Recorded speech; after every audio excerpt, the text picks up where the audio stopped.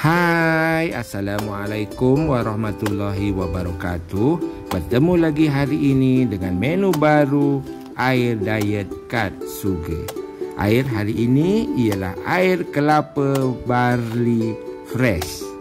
Ia adalah gabungan dua air semula jadi yang banyak kebaikannya untuk diet kita, iaitu air kelapa dan barley.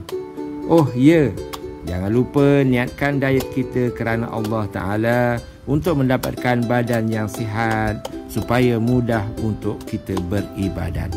Cara menyediakannya mudah sahaja. Mula-mula masukkan 2 sudu barley yang telah direbus sehingga kembang ke dalam cawan. Kemudian kita masukkan air kelapa muda fresh ke dalam cawan dan kacau sehingga sebati.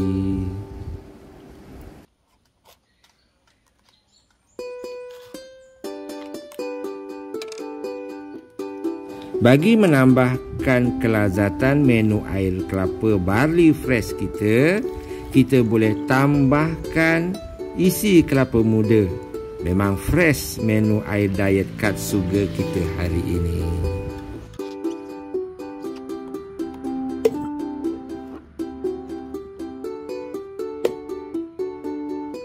Semoga perkongsian menu air diet cut sugar hari ini boleh menjadi inspirasi untuk diet anda ke arah badan yang lebih sihat untuk beribadah di Ramadan ini.